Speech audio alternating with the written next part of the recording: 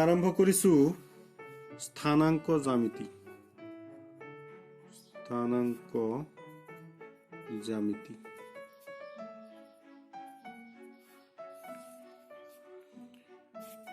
প্ৰথমতে তোমালোকে অলপ বস্তু বুজি ল'ব লাগিব।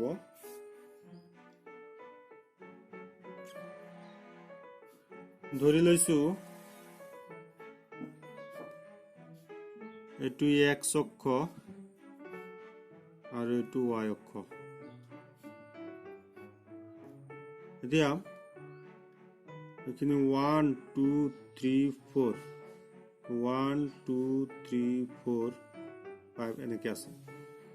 এতিয়া এটা বিন্দু যদি আমি লও 2,3 তেতিয়াহলে বিন্দুটো হ'ব 1 2 তাৰপিছত 1 2 3 বিন্দুটো হ'ব ইয়াত 2,3 এনেকে বহুত বিন্দু আমি ইয়াত পাম। ইয়াত আমি বহুত বিন্দু পাম। এতিয়া ধৰি লৈছো দুটা বিন্দু আছে। ইয়াত এটা বিন্দু আছে 2,3। এতিয়া তাত দুটা বিন্দু আছে কিন্তু দুটা বিন্দু কিমান কিমান হেতু দিয়া নাই, আমি ধৰি লম। এতিয়া ধৰি ললো এটো y অক্ষ, এটো x অক্ষ। ইয়াত এটা বিন্দু আছে, এই বিন্দুটো x1 y1 আৰু ইয়াত আৰু এটা বিন্দু আছে x2 y2। এই বিন্দুটোৰ নাম দিলো p, এই বিন্দুটোৰ নাম দিলো q। এতিয়া এই দুটা বিন্দুৰ মাজত এটা নিৰ্দিষ্ট দূৰত্ব আছে। এই দূৰত্বটোক কোৱা হয় pq। p আৰু q ৰ মাজৰ দূৰত্বটোক কোৱা হয় pq। তে p আৰু q ৰ মাজৰ দূৰত্ব কিমান হেতু উলাবলৈ হলে এটা সূত্ৰ আছে। সেই সূত্ৰটো হৈছে এনেকুৱা ধৰণৰ। তোমালোকে লিখি লবা বস্তুটো, সূত্ৰ বুলি লিখি লবা, খুবই গুৰুত্বপূৰ্ণ সূত্ৰ। px1 y1 স্থানাংক লিখিলে এনেকে সদায় ব্ৰেকেটত লিখিব লাগে আৰু তাৰ লগত সদায় কেপিটেল লেটাৰ এটা থাকে। px1 y1 আৰু qx2 y2 চিত্ৰসহ তোমালোকে সূত্ৰ লিখি লবা। px1 y1 আৰু qx2 y2 বিন্দু দুটাৰ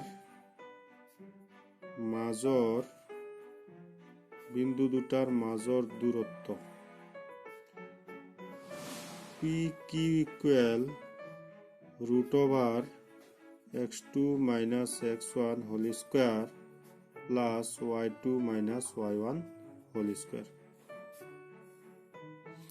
সূত্ৰটো মই যেনেকে লিখিছো এনেকে লিখি লবা আৰু এনেকৈ মুখস্থ কৰিবা।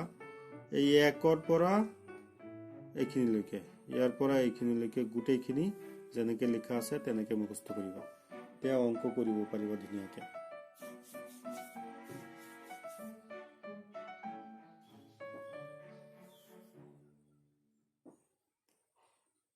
তাৰপিছত 2 নম্বৰ,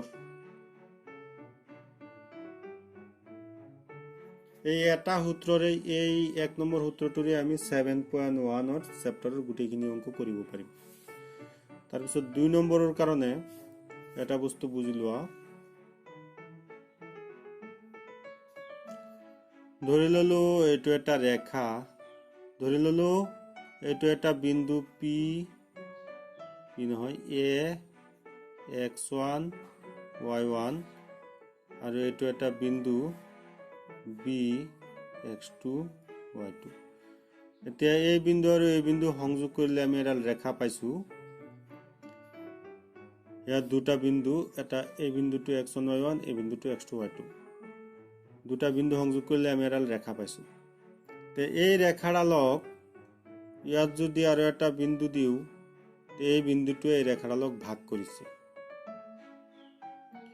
ধৰি লৈছো এই ভাগখিনি, এইখিনি হৈছে m1 আৰু ইয়াৰ পৰা এইখিনি হৈছে m2। তেতিয়া হলে আমি ক'ব পাৰিম এই বিন্দুটোৱে, ধৰি লৈছো এইটো p বিন্দু, তেতিয়া হলে আমি ক'ব পাৰিম p বিন্দুটোৱে ab ৰেখাটোক m1:m2 অনুপাতত ভাগ কৰিছে। এতিয়া পি বিন্দুটোৰ স্থানাংক কিমান সেইটো ওলাব লাগে তাৰ কাৰণে সূত্ৰটো হৈছে এনেকে লিখি লব লাগে ax1 y1 আৰু bx2 y2 বিন্দু সংযোগী ৰেখাক m1 is to m2 অনুপাতত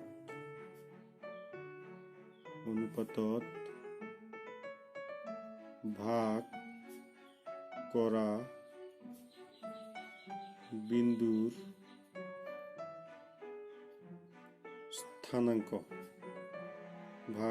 বিন্দুৰ স্থানাংক সমান সমান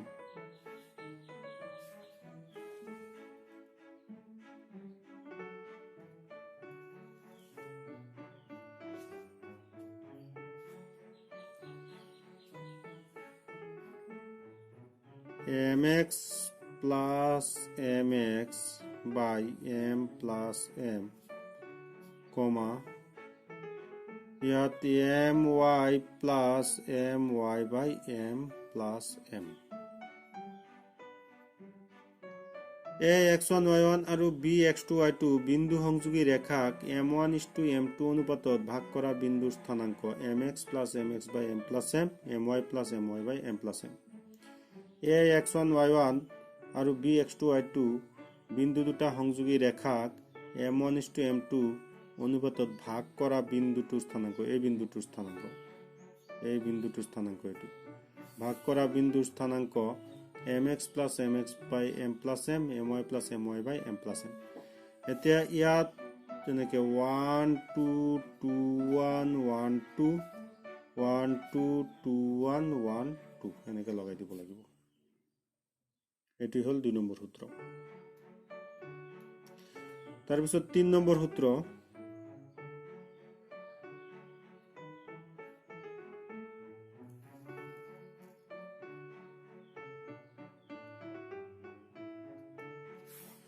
ধৰিললো এটো এটা ৰেখা AB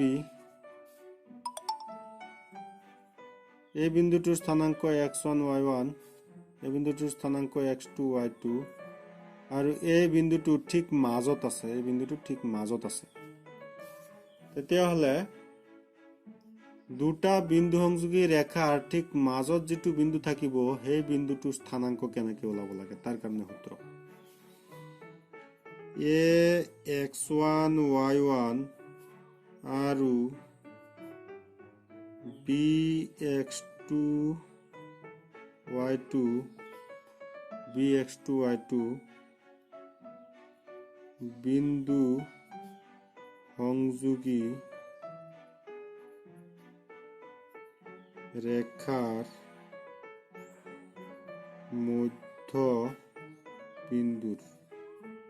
বিন্দু সংযোগী ৰেখাৰ মধ্য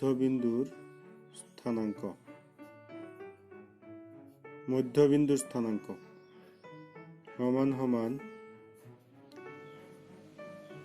x1 plus x2 by 2 y1 plus y2 by 2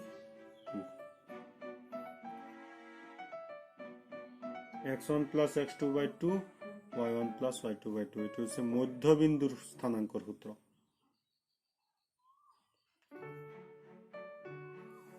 তাৰ পিছত ইয়াৰ ষ্টাৰ চিন দি লিখিবা x অক্ষত থকা বিন্দুৰ স্থানাঙ্ক x অক্ষত থকা বিন্দুৰ স্থানাঙ্ক সমান সমান x, 0 y অক্ষত থকা বিন্দুৰ স্থানাঙ্ক সমান সমান 0, y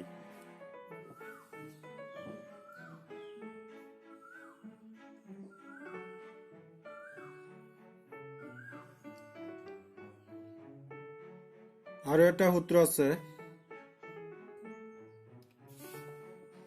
ধৰি ললো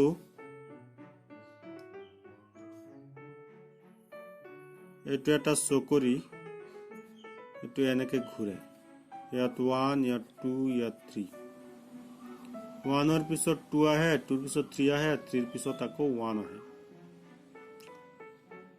আৰু এইটো এটা ত্ৰিভুজ ইয়াত তিনিটা শীৰ্ষবিন্দু A B আৰু C ধৰি ললো A বিন্দুটো x1 y1 B বিন্দুটো x2 y2 C বিন্দুটো x3 y3 এতে এই বিন্দু তিনিটাৰে গঠিত যেটো ত্ৰিভুজ এই ত্ৰিভুজটোৰ কালি ওলাব পৰা এটা সূত্ৰ আছে সেই সূত্ৰটো হৈছে এনেকুৱা ধৰণৰ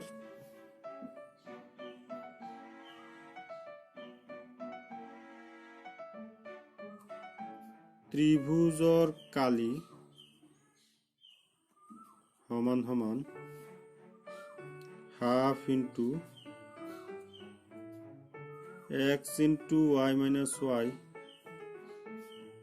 plus x into y minus y plus x into y minus y ত্ৰিভুজৰ কালি সমান সমান half into x into y minus y plus x into y minus y plus x into y minus y তিনিবাৰ লিখিছো মাজত plus ইয়াত লিখিব লাগিব x1 x2 x3 তে 1 ৰ পিছত 2 3 2 ৰ পিছত 3 3 ৰ পিছত 1 3 ৰ পিছত 1 2 এই সূত্ৰ তলৰ ষ্টাৰ চিন ধৰি লৈছো এটো তিনিটা বিন্দু একেটা সৰল ৰেখাত আছে এই তিনিটা বিন্দু সংযোগ কৰিলে 1 2 3 এই তিনিটা বিন্দু সংযোগ কৰিলে আমি কোনো ত্ৰিভুজ নাপাও গতিকে তিনিটা বিন্দু সংযোগ কৰিলে ত্ৰিভুজ যেহেতু পোৱা নাই গতিকে ত্ৰিভুজৰ কালি এই ক্ষেত্ৰত 0 হ'ব ইয়াত লিখিব লাগিব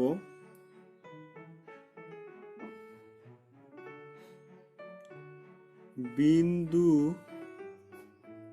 তিনিটা এক ৰেখীয়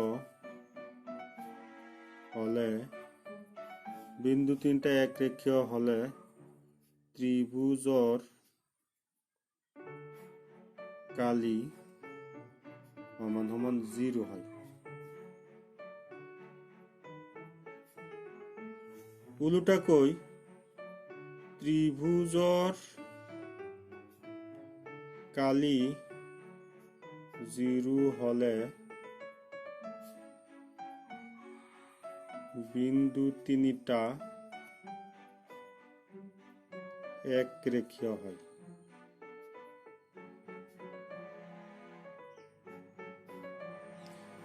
ছাত্ৰছাত্ৰীসকল এইখিনি হৈছে এই 7 নম্বৰ চেপ্টাৰৰ মেইন সূত্ৰ আসল সূত্ৰ এই সূত্ৰবিলাক ভালদৰে মুখস্থ থাকিলে অংকবিলাক তোমালোকে কৰিব পাৰিবা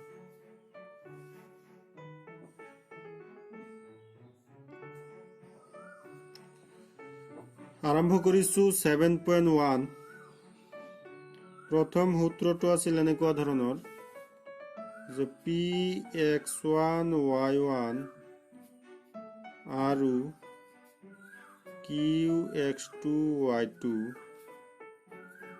বিন্দু দুটাৰ মাজৰ দূৰত্ব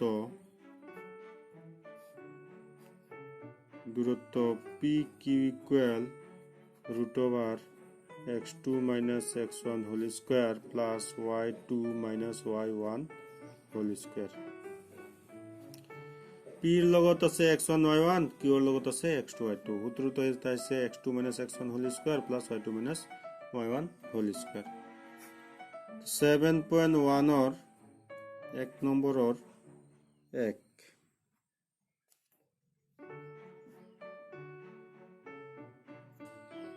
প্ৰশ্নটো বুজি লোৱা তলৰ প্ৰতিযোৰ বিন্দুৰ মাজৰ দূৰত্ব নিৰ্ণয় কৰা এইটো এটা বিন্দু, এইটো এটা বিন্দু, দুটা বিন্দু, ইয়াত দুটা বিন্দু, ইয়াতো দুটা বিন্দু, দুটা বিন্দু দিয়া আছে। আমি এই বিন্দু দুটাৰ মাজৰ দূৰত্ব ওলাব লাগে। 2 3 এটা বিন্দু, 4 1 এটা বিন্দু। এই বিন্দু দুটাৰ মাজৰ দূৰত্ব আমি ওলাব লাগে। অঙ্কটো কেনেকে কৰিব লাগিব চোৱা। 1 নম্বৰ 2 3 ইয়াত আছে 4 1। তে আমি কি কৰিম, এনেকে সূত্ৰৰ লগত মিলাই লিখি ল'ম। যে এনেকে লিখিম, অঙ্কটো ইয়াৰ পৰা আৰম্ভ হৈছে যে 2 3, 4 1 বিন্দু দুটাৰ মাজৰ দূৰত্ব। বিন্দু দুটাৰ মাজৰ দূৰত্ব। ইয়াত যেহেতু পি আৰু কিউ নাই, গতিকে পি কিউ লিখিব নালাগে, লিখিলে কোনো অসুবিধা নাই। মই পি কিউ নিলিখো। দূৰত্ব সমান সমান √(x2 - x1 whole square plus y2 - y1 whole square. দূৰত্ব ওলাব লাগে, গতিকে এইটো দূৰত্বৰ সূত্ৰ বহাই দিছো। এইটো কোৱা হয় দূৰত্বৰ সূত্ৰ। এই সূত্ৰটো দূৰত্বৰ সূত্ৰ। এতিয়া মান বহাব লাগিব। ইয়াত চোৱা, এইটো এটা বিন্দুত আছিলে x1 y1 আৰু এটা বিন্দুত আছিলে x2 y2।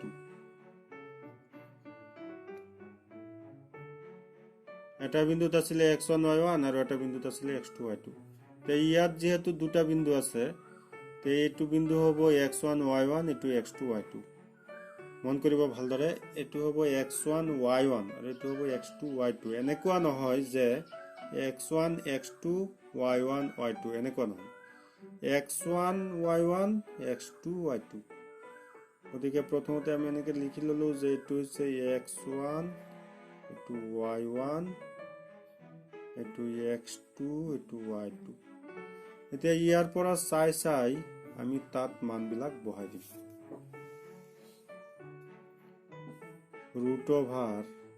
√(x2) কিমান আছে 4 মাইনাস x1 আছে 2, 4 - 2 হোল স্কয়ার প্লাস y2 আছে 1, y1 আছে 3। ইয়াত হ'ব 1 - 3 whole square.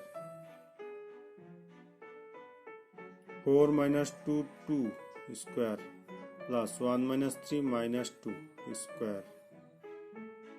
2 square 4 plus 4 -2 whole square 4 √(8)। এটুক আমি বর্গমূল ভাঙিব পাৰো। বর্গমূল ভাঙিলে হ'ব 2√2। ইয়াত লিখিব লাগিব একক। 2√2 একক ওলাই পৰিল। √8ক কেনেকে বৰ্গমূল ভাঙিব লাগে, 2ৰে ভাঙিলে 4 বাৰ, আকৌ 2ৰে ভাঙিলে 2 বাৰ। দুটা 2ৰ পৰা এটা 2 আহিল, এইটোৰ জোৰা মিলা নাই, গতিকে এইটো √8ৰ ভিতৰত থাকিব 2√2। আৰু এটা অংক কৰিম। 7.1ৰ 1 নম্বৰৰ 3। এই অংকটো পৰীক্ষাত খুব আহে। এ বি আৰু -a - b এই বিন্দু দুটাৰ মাজৰ দূৰত্ব আমি ওলাব লাগে। প্ৰশ্নটো আছে এ বি আৰু -a - b বিন্দু দুটাৰ মাজৰ দূৰত্ব নিৰ্ণয় কৰা। অংকটো কেনেকৈ কৰিব লাগিব চোৱা। এনেকে সূত্ৰৰ লগত মিলাই লিখি ল'ম। সদায় এনেকুৱা হ'ব, সূত্ৰৰ লগত মিলাই লিখি ল'ব লাগিব। এ বি -a - b বিন্দু দুটাৰ মাজৰ দূৰত্ব। বিন্দু দুটাৰ মাজৰ দূৰত্ব সমান সমান দূৰত্বৰ সূত্ৰটো বহাই দিম। এইটো দূৰত্বৰ সূত্ৰ x2 - x1 whole square plus y2 - y1 whole square. এতিয়া এইটো হৈছে x1 y1, এইটো x2 y2। এতিয়া মান কেইটা বহাই দিম।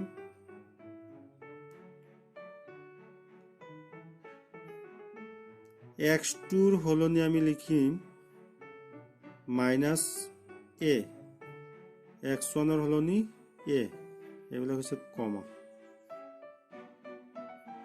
x2 হৈছে মাইনাস a, x1 হৈছে a, x2 minus x1, x2 minus x1 ইয়াত হ'ব minus a minus a whole square plus y2 হৈছে minus b, y1 হৈছে b, minus b minus a minus b, y1 অর্থাৎ বহাই দিছো b whole square। তে calculation কৰিলেই হল minus a minus a minus a minus a hall minus 2a whole square plus minus b minus 2b whole square। 2 square করলে মাইনাসের উপরে square আছে plus হয়ে গেল 2 square 4a square plus 4b square. 4 এটা common লব পারিম ভিতৰত 4 কমন ললে ভিতৰত থাকিব a square plus b square. 4 এর বর্গমূল আছে 4 এর বর্গমূল আছে 2, ইয়াত লিখিম 2 রুট ওভারের ভিতৰত থাকিব a square plus b square একক। ইয়াত প্লাস আছে সেই কারণে a স্কয়ার প্লাস b স্কয়ারের বর্গমূল লব পৰা নাই। আশা কৰো ছাত্ৰ-ছাত্ৰীয়ে অংকটো ভালদৰে বুজি পাইছে। তাৰ পিছত 3 নম্বৰ অংকটো 1 নম্বৰৰ 2 অংকটো আজি কৰিম। 1 নম্বৰৰ 2 অংকটো বুজিব লগা আছে। -57, -13 এই বিন্দু দুটাৰ মাজৰ দূৰত্ব ওলাব লাগে। তে সূত্ৰৰ লগত মিলাই আমি লিখি লম যে -57, -13 বিন্দু দুটাৰ মাজৰ দূৰত্ব সমান সমান এটো দূৰত্বৰ সূত্র বহাই দিছো x2 minus x1 whole square plus y2 minus y1 whole square। ইয়াত অলপ বুজিব লগা বস্তু আছে। x2 minus x1 এটো হৈছে x1 y1 x2 y2। তে x2 আছে -1 তাৰ পিছত এই x2 ঠাইত বহাইছো -1 এই -2 দিলু। x1 কিমান আছে -5, ইয়াত লিখিব লাগিব -5। আকৌ এবাৰ কৈছো x2 ঠাইত এটো x2 -1 বহাইছো x2 ঠাইত বহাইছো -1 এই -2 দিলু। তে x1 বহাব লাগিব। x1 আছে কিমান -5, তে x1 ৰ ঠাইত ইয়াত লিখিব লাগিব -5 -5। তে এই মাইনাস আৰু এই মাইনাসে গৈ পেলাই প্লাস হৈ যাব +5 হৈ গল। এনেকৈ ডাইৰেক্ট কৰিম। y2 আছে কিমান 3 minus y1 আছে কিমান 7, এটো 7 whole square। তে ক্যালকুলেশন করলেই হল -1 plus 5 4 square plus 3 minus 7 minus 4 square 4 square 16 plus 16 plus 16 root over 32 root over 32 বর্গমূল ওলালে হব 4√2 একক। অঙ্কটো কেনেকে হৈছে চোৱা 32 আছিল ইয়াত 2 এৰে 16 বাৰ কাটিব 2 এৰে 8 বাৰ 2 এৰে 4 বাৰ 2 এৰে 2 বাৰ 1 জোড়া 2 জোড়াৰ পৰা দুটা 2 আহিছে 2 2 গুণ 4 এইটোৰ মিল নাই, গতিকে এইটো 2 4 √2